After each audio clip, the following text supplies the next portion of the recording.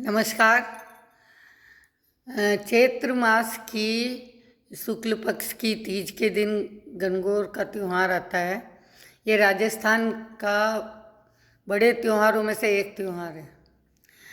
इस दिन शिव पार्वती की पूजा की जाती है।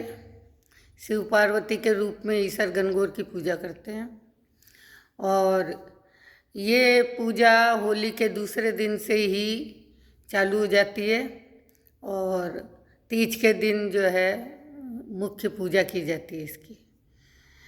ये 16 दिन तक चलती है और ज्वारे बोए जाते हैं इसमें और उसी से पूजा की जाती है।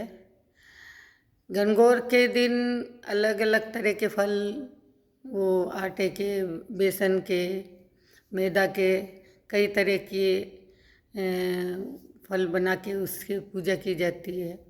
बथवा विशेष माना जाता है इसमें और लोग बाग जो है पानी का कलश लेके आते हैं, फिर पूजा करते हैं। जगह जगह गणगौर की का वो निकाला जाता है, जुलूस निकाला जाता है और लोग राजस्थानी गीत चारों तरफ सुनाई देने लग जाते हैं। चहल पहल हो जाती है। जयपुर में विशेष मनाई जाती है ये, राजस्थान में विशेष मानते हैं इसको। तो इसमें क्या होता है कि शिव पार्वती अपने पार्वती जी अपने मैके में आने के लिए जिद करती है शिव जी को, शिव भगवान को। तो भोले शंकर जी कहते हैं कि चलो भाई ठीक है, मैं भी चलता हूँ तुम्हारे साथ। जब दोनों रास्ते में आते हैं तो नांदे के ऊपर बैठ के आते हैं। उस पर बैठ के आते हैं तो लोग बाग रास्ते में मिलते हैं, आदत होती है लोगों की बोलने की। तो रास्ते में उनको देख के कहते हैं, अरे इनको शर्म भी नहीं आ रही, दोनों के दोनों बैठे हुए हैं बेचारे के ऊपर बैल पे।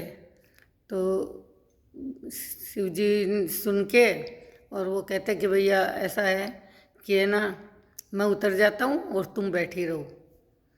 तो वो पैदल चलाते रहते हैं उसको और पार्वती जी उस पर बैठी रहती है। थोड़ा आगे बढ़ते हैं तो कुछ लोग फिर मिलते हैं और वो कहते हैं, अरे शर्म ही नहीं आ रही है, आदमी तो बैठा वो औरत तो बैठी हुई है उस पर और आदमी पैदल चल रहा है। फिर शिव जी को भी उनको फिर बुरा लगता है। तो वो कहते हैं कि ऐसा करता हूँ कि मैं खुद बैठ जाता हूँ और ये पैदल चल लेगी। अब वो बैठ जाते हैं तो भी लोगों को सब्र नहीं है। लोग बाग फिर बोलने लग गए कि अरे आदमी बैठा है और औरत पैदल चल रही है। तो उन्होंने कहा कि चलो अपन ऐसा करें कि दोनों ही पैदल चलते हैं और इसको साथ में ले चलते हैं। अब आगे बढ़े तो लोगों ने कहा, देखो इनको शर्म ही नहीं आ रही है इसको पैदल लेके जा रहे हैं और खुद भी पैदल चल रहे हैं, अरे बैठ ही जाते इससे तो अच्छा है। तो लोग बाग किधर से भी लोगों को संतुष्टि नहीं होती है, वो हमेशा कुछ न कुछ नुक्स निकालते ही रहते हैं। इसलिए लोगों की बातों पे कभी भी नहीं आना चाहिए। तो इस प्रकार वो अपने घर पहुंचते हैं और वो अपने घर पहुंचती है और अपने ससुराल आ जाते हैं शिव जी और वहाँ पे खाना वाना खाते हैं। फिर खाना खाते हैं तो उनको पता था कि बहुत कई तरह के पकवान बने हैं। तो वो कहते हैं कि आज देखता हूँ, देखा ये क्या करती है। खूब जो भी खाना होता है वो सारा खा लेते हैं। अब सारा खाने के बाद कुछ भी नहीं बचता है। अब वो कहते हैं, पार्वती जी चलो भाई वापस चलते हैं, मिल लिए तुम अपने माता पिता से। तो वो कहते ठीक है।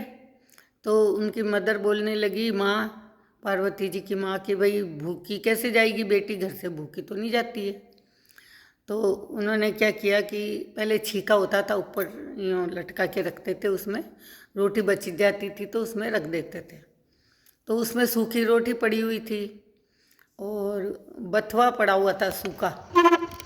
तो उस बथुए को रोटी पे रखे उसे कहा, बेटा यही खा ले तू, अभी तो कुछ बचा नहीं है और भूखे पेट में तेरे को भेजूंगी नहीं। तो ठीक है भाई, बेटी ने कहा हाँ लाज तो रखनी पड़ेगी अपने पियर की। तो इस तरह से वो खाना खा के निकलते हैं। अब रास्ते में विश्राम करना होता है, विश्राम करने लगे तो शिव जी को चैन नहीं पड़ा। उन्होंने कहा कि मैं सारा खाना खा गया, फिर इसने क्या खाया। तो उन्होंने क्या, नाभि की जगह पहले खुला हुआ होता था, तो उसने मतलब हटा के देखा कि क्या खाया है। देखा तो उसमें तो सूखी रोटी, बथुआ और पानी का वो, उन्होंने पी लिया पानी जो। तो जैसे ही पार्वती जी उठी कि पार्वती जी आप झूठ बोल रही हो क्या। मैंने क्या झूठ बोला कि अरे मैंने जो खाया वो तुमने नहीं खाया, क्योंकि तुमने तो वो सूखी रोटी और बथुए का वो बथुआ खाया है रोटी के साथ। तो कहा देखो महाराज, पियर की लाज रखनी पड़ती है, अब कुछ बचा नहीं था, आप सारा खा गए थे और भूखा मेरे को आना नहीं था घर से, माँ भेज नहीं रही थी, इसलिए मैं ये खा के आपके साथ रवाना हो गई। लेकिन एक बात, मेरे को एक बात का बहुत बुरा लग रहा है और मेरे को वचन दो आप कि हाँ बोलो क्या वचन लेना चाहती हो। कि आप ये वचन लो कि कोई भी आज के बाद यदि आपने, जैसे आपने मेरा देख लिया कि क्या खाया क्या नहीं खाया, इस तरह से कोई भी किसी का भी, सबका अलग अलग होता है, अपने घर की लाज रखते हैं, कोई कैसा खाना खाता है, कोई कैसा खाना खाता है। तो इसलिए आज से इस ढक्कन को बंद कर दो ताकि सबकी लाज बनी रहे। तो शिव जी ने कहा इसमें क्या फ़र्क पड़ रहा है। पार्वती जी ने कहा नहीं, क्योंकि बेटी घर से आती है तो बिना खाए आएगी ही नहीं, और आप महाराज आपने जान कर के ये जो किया है, सारा खाना खाया केवल इसी परीक्षा लेने के लिए। तो कहा अच्छा पार्वती जी ठीक है, और मैं वचन देता हूँ आज से कोई भी किसी का भी ये ढक्कन हटा के नहीं देखेगा।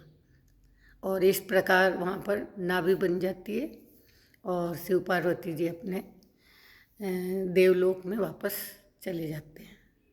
नमस्कार।